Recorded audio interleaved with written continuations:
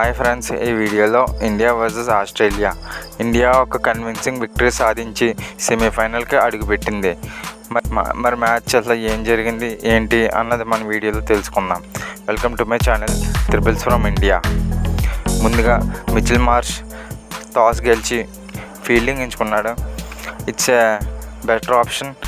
బహుశా డ్యూ వస్తుందేమో అనుకున్నాడు. బట్ లైన్ అండ్ లెంత్ కనుక కరెక్ట్గా మెయింటైన్ చేయగలిగితే ఎటువంటి పిచ్ల్లో అయినా డిఫెండ్ చేయగలమని ఇండియన్ బౌలర్స్ నిరూపించారు. Kohli was literally struggling. Usually Hollywood బౌలింగ్లో షార్ట్ బాల్కి అవుట్ అయ్యాడు కోహ్లీ. కోహ్లీ షార్ట్ బాల్కి అంత కంఫర్టబుల్గా ఆడడం. మనం రోహిత్ శర్మ విషయానికి వస్తే రోహిత్ శర్మ బౌలర్స్కి చుక్కలు చూపించాడు. ఏ బౌలర్ అయినా చిత్త కొట్టేశాడు.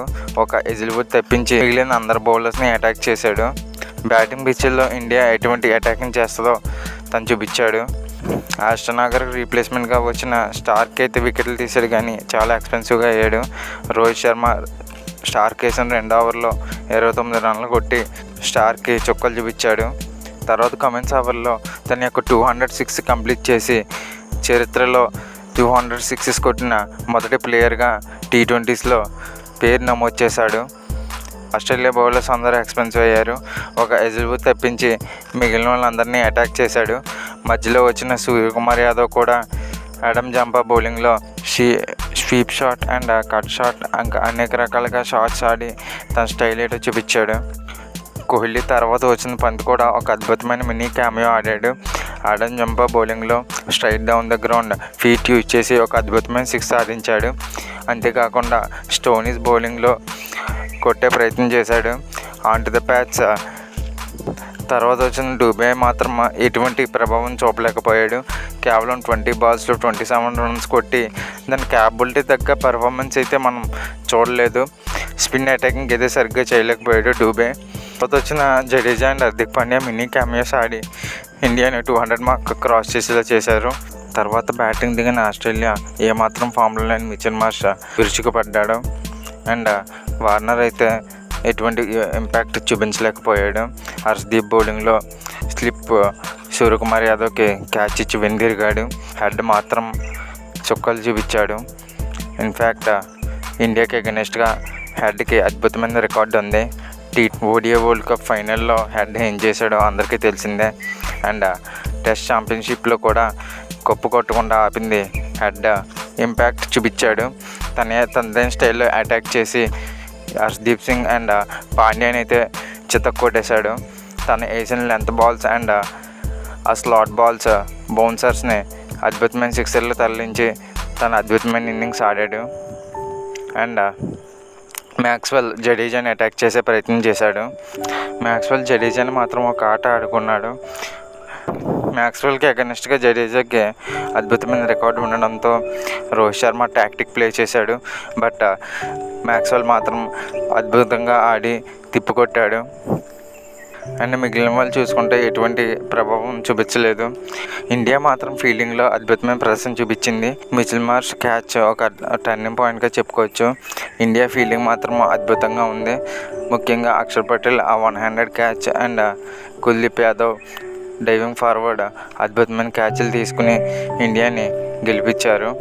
ఆస్ట్రేలియా బ్యాటింగ్లో ఒక హెడ్ తప్పించి మిగిలిన వాళ్ళు ఎటువంటి ఇంపాక్ట్ చూపించలేకపోయారు. హర్షదీప్ సింగ్ 3 వికెట్లు తీయగా కుల్దీప్ యాదవ్ 2 వికెట్లతో ఇండియా ఘన విజయం సాధించింది. Thank you friends. నేను ఇచ్చిన ఇన్ఫర్మేషన్ మీకు నచ్చినట్లయితే లైక్ చేయండి, షేర్ చేయండి అండ్ సబ్స్క్రైబ్ చేయడం మాత్రం మర్చిపోకండి.